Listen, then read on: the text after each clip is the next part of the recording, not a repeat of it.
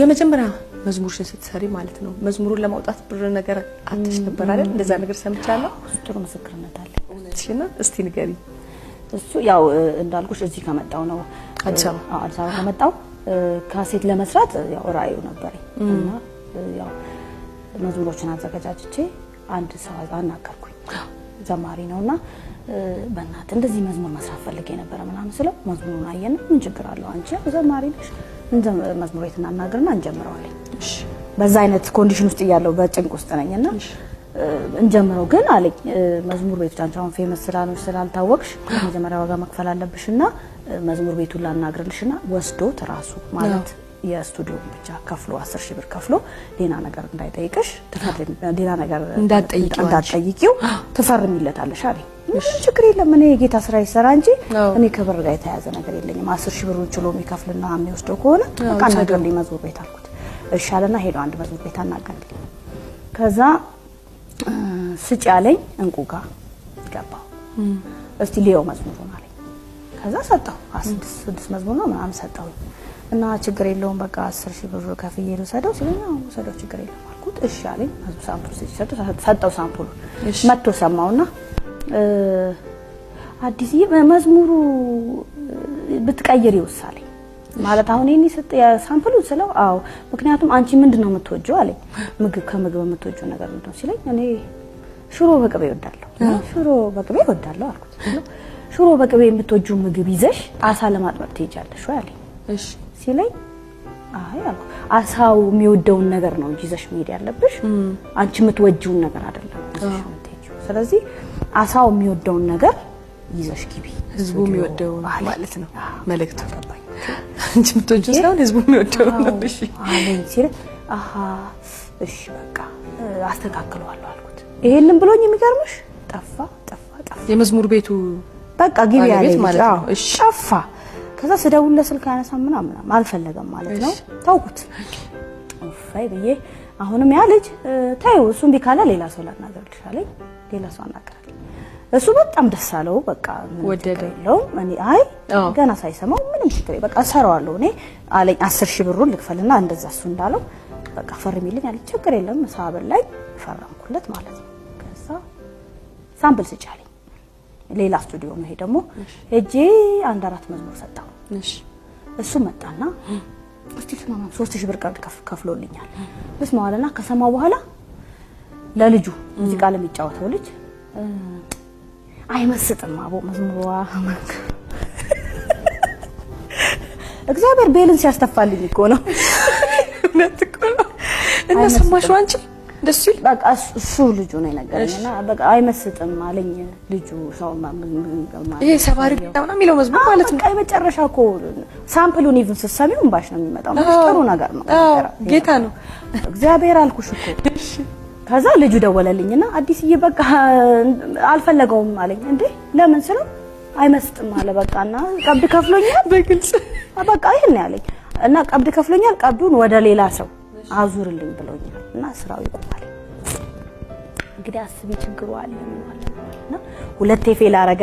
በዚህ ላይ ገንዘብ ፈልጌ አይደለም መሰራው እነሱ ወስደው እንዲሰሩት ነው ይሄን ሁሉ ነገር በቃና ወይ ይደከመኝና በቃ እንዴ ያልኩት እስቲ አትደምስሰው በቃ ፋይል ውስጥ ዝም ብላ አስቀምጠው ቦታ ይዝባል ስለው አይ አለኝ በቃ አስቀምጠው እግዚአብሔር ይከፍልልኛል በቃ ይከፍልልኛል አስቀምጠው አልኩት። እሺ እኔ እኮ በወቅቱ ምንም መበላው የለኝም።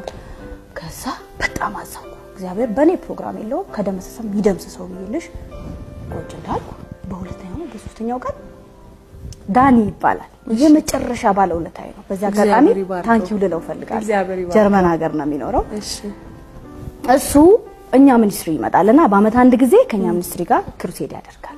ከፓርትነሮቹ ጋር ይመጣል እኛን የኛን ሚኒስትሪ ይረዳልና እንደ አጋጣሚ እሱ መጣ። እንዴት ብሎኝ ልጁ ከ3 ቀን በኋላ ማለት ነው። እሺ ከዛ መጣና ክሩሴድ አዘጋጅቼ ነበር አገልጋዮች ከሌን አስይዤ ነበር ሰራዙብኝ ፕሮግራም እና ክሩሴድ ነው ምንድነው ማረጋው አሁን በዚህ አጋጣሚ ዘማሪ ከየት ይገኛል እያለ በቃ ይጨናነቃል። እኛ ቢሮ መጥቶ እኔ ዝም ይጽፋሉ። ከዛ እዮብ የሚባል ልጅ አብሮኝ የሚያገለግላል እሱም ዘማሪ ነው። እንዴት ይሻላል አሁን በዚህ ሰዓት ዘማሪ ከየት ይገኛል ወይኔ ጉድ ይላል።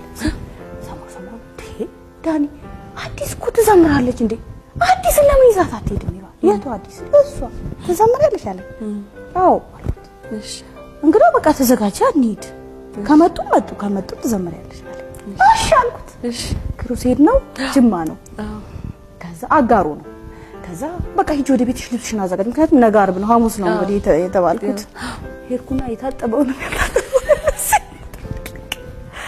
ተዛራኩኝና ሄድኩኝ ክሩሴድ ነው ዘማሪም የለም የመጣ ዘማሪ የለም ዓርብ ነው የመጀመሪያ ፕሮግራም ለኔ ተሰጠኝ ትልቅ ህዝብ ነው ከዛ ሄድኩና የዘመርኩትን መዝሙር አስታውሳለሁ እግዚአብሔርን ባርኪው ነፍሴ የሚል ነው ፒቻ ሲያስኩና በፍርሃት መንፈስ ያው ድፍረቱም አይኖርሽ ያው ማይኪሽ ስዘምር ብቻ ስቆም ምንም አይደለም ግን እንዲሁ ምሕረቱ ይረዳኛል እኔ ምን እንደሚሆን እኔ ማይክ ይዤ መቆሜን ነው ማለት ግን እግዚአብሔር አልፎ ብዙ ነገር ሲያረጋ ያለውና አሜን እየዘመርኩ በቃ መንፈስ ቅዱስ ሰው ይሞላል ኃይለኛ ጊዜ ሆነ ከዛ አቋርጬው ቁጭ አልኩኝ አስታውሳለሁ ከዛ መጣና ዳኒ አታቋርጪው እንደዚህ አይነት እንትን አታቋርጪው እሺ አልኩ ማይክ ስዘምር ብቻ ልዩ ጊዜ ሆነ ከዛ ፕሮግራሙ አለቀ ዳኒ ይፈልግሻለሁ አለኝ አገኘም እንግዲህ እዛን ቀን ነው ካይ ይፈልግሻለሁ አለኝ እኔ ስለው በጣም የሚገርም ጸጋ ነው ያለብሽ